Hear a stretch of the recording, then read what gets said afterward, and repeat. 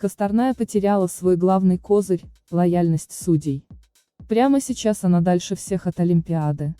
Шансов поехать в Пекин больше даже у Дарьи Усачевой. На этапе Гран-при в Канаде россиянка Алена Косторная заняла 3-е место. Неплохой результат с учетом уровня соперников и конкуренции, но явно не тот, на который могла бы рассчитывать Косторная 1,5 года назад. В январе 2020 года она выиграла чемпионат Европы и готовилась к чемпионату мира в статусе сильнейшей фигуристки мира.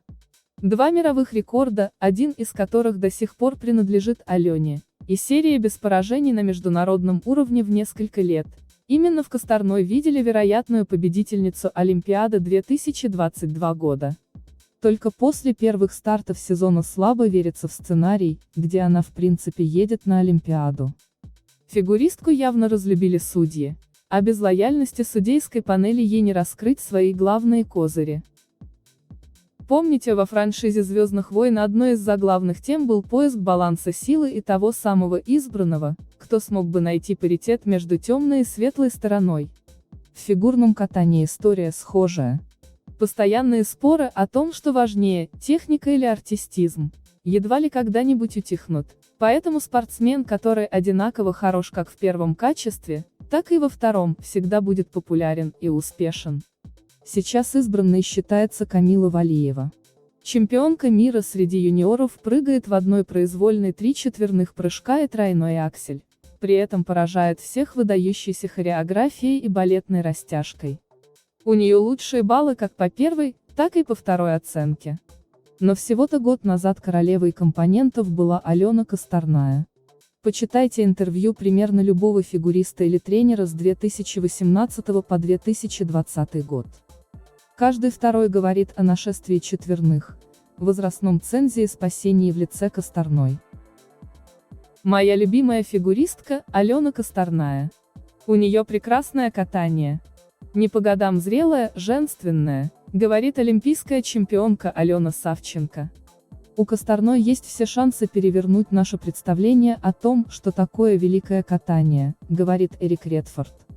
На мой взгляд, необходимо поднять возраст в женском одиночном до 18 лет. Единственный аргумент этого не делать – Алена Косторная, говорит Александр Жулин. И подобных комментариев вы легко найдете в сети еще с десяток.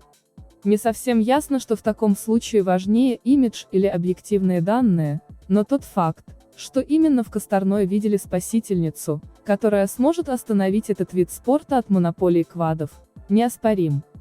Она еще по юниорам получала беспрецедентно высокие баллы за компоненты, а с первого же взрослого турнира показала всем, кто тут теперь номер один. И вот спустя сезон от былого величия не осталось и следа. В Ванкувере на Гран-при Канады компоненты выше ставили даже Карен Чен. При всем уважении к американке, у нее нет и близко тех титулов и данных, что как минимум были у Косторной. Косторная пыталась вернуть время вспять, но судей не обманешь. И есть ли они сейчас? Эксперты в фигурном катании часто напоминают флюгер, то есть подгоняют свое мнение под сложившиеся обстоятельства. Тем не менее большинство из них уверены, что в сложившейся ситуации есть и прямая вина самой Алены.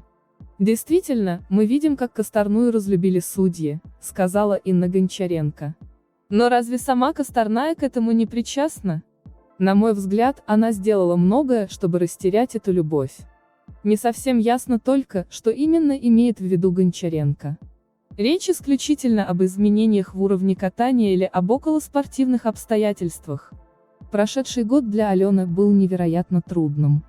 Она решилась на переход к Евгению Плющенко в ситуации, когда ничего не предвещало такого поворота.